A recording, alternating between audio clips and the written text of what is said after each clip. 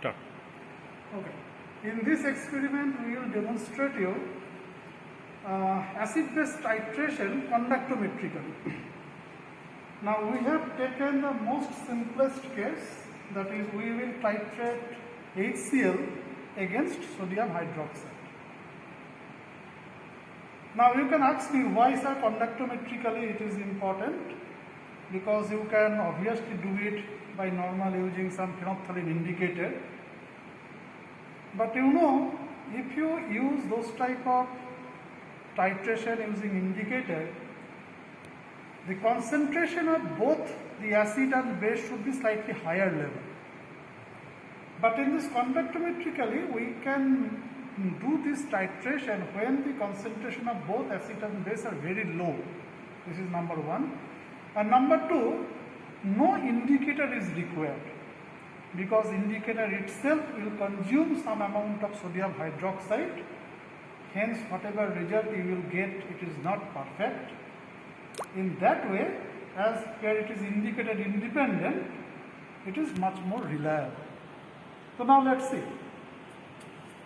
Sodium hydroxide we have taken in this burette, and this is exactly n by 10 solution.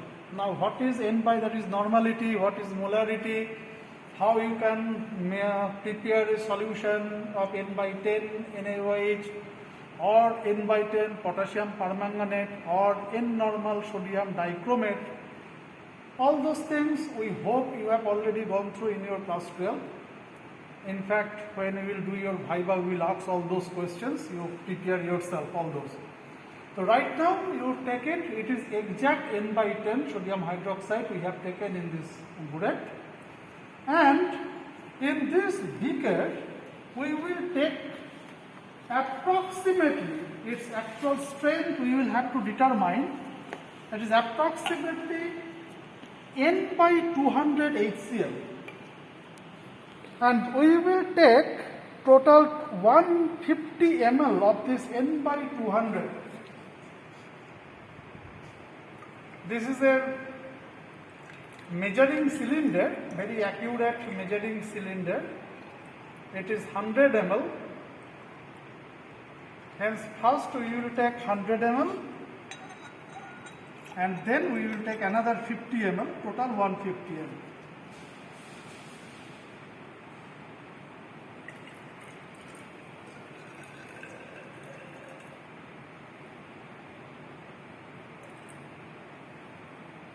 If the volume is low, you cannot use this type of measuring cylinder. In that case, you have to use the pipette.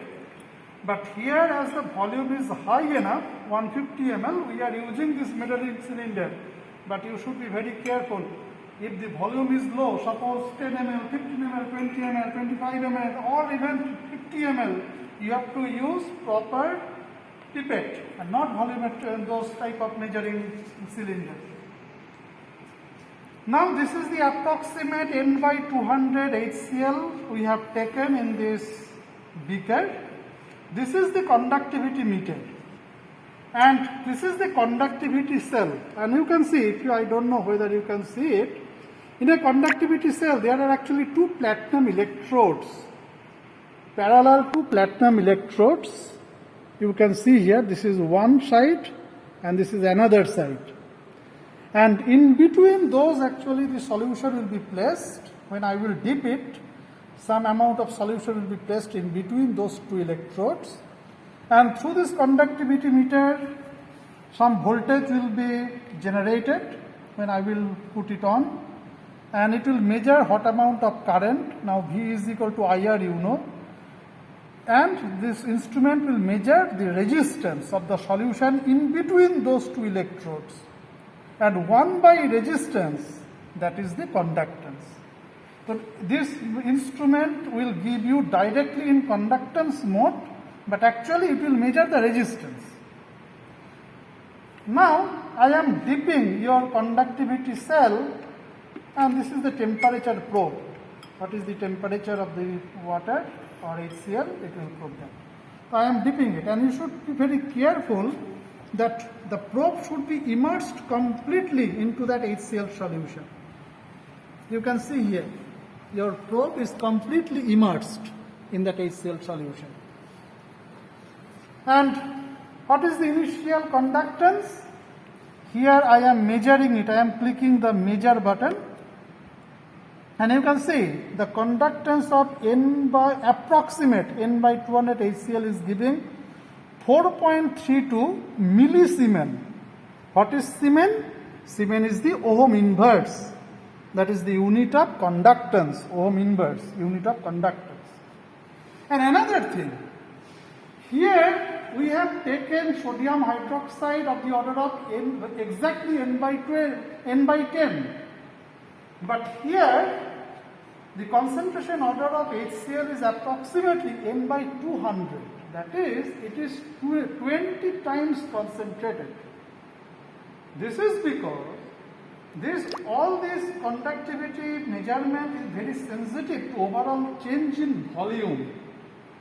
We have to achieve the endpoint at minimum amount of sodium hydroxide addition.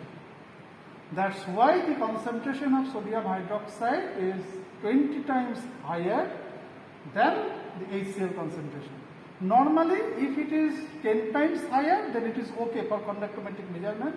So here we have taken 20 times higher. So now we will add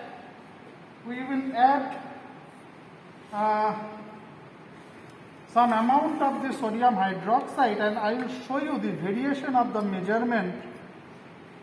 But I will not do the whole experiment. I will give you the data to you, and you have to take those data and you have to plot as per the theory I have discussed. Okay. So now this is 0 mark, and I am giving 0.5 ml.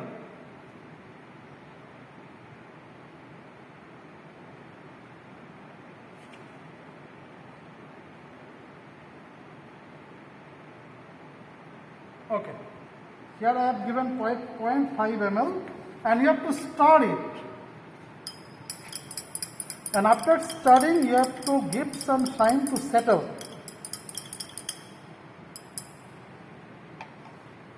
You have to give some time to settle down, and then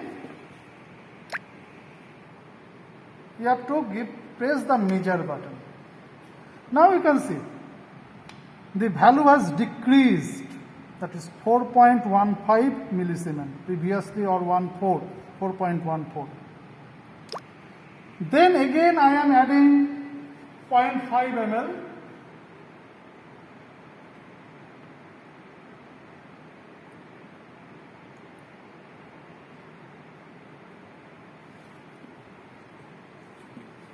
I will again start it.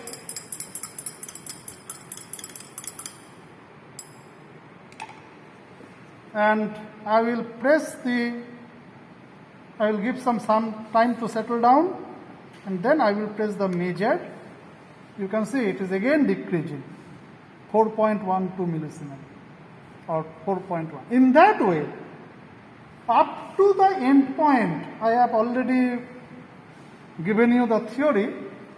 Up to the end point, the value of conductance will gradually decrease. And after end point means what? That means all the HCl has been consumed by the sodium hydroxide. Then if you add excess sodium hydroxide here, now the conductance will rise. That means you will get a V-shaped curve, and from the change in slope, you will get the end point. And then as usual, V1 S1 equal to V2 S2. Using that calculation, you are able to determine the exact concentration of HCl here. So today I have shown you the variation on the amount of sodium hydroxide in terms of 0.5 ml. But the data which will supply you, in that data there will be dropwise addition of sodium hydroxide, and you have to measure what is the volume of one drop of sodium hydroxide, and then if you multiply that figure with the number of drops you have added, in each step, then what is the volume of sodium hydroxide you are adding in each step you can determine, and that you have to plot in x-axis, that is volume of sodium hydroxide added, and in y-axis the conductance which you are getting.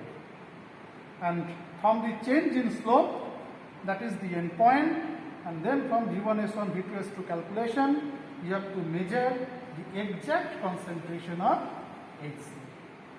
So this is your one of the experiment. I hope you have understood it, but one thing you should keep in mind, the rule is the concentration of the one component should be at least 10 times higher than the concentration of the other component, so that the volume effect on conductometric measurement becomes minimized. And a conductivity meter actually measures the resistance, and if you take the reciprocal of resistance, then it is the conductance. Now in a conductimeter, what is the cell constant, what is the specific conductance, what is the molar conductance, all those things we will ask in your viva. Those things you have already gone through in your class 12 standard. I am not telling all those. You can go through any book. Specific conductance, what is the unit of specific conductance, what is molar conductance, what is the equivalent conductance. So those things we will ask in what is the interrelation between different forms of conductance, what is the shell constant of the conductometric cell. This type of questions we will ask in your viva. Be ready for that. Okay, that's all for this experiment. Bye.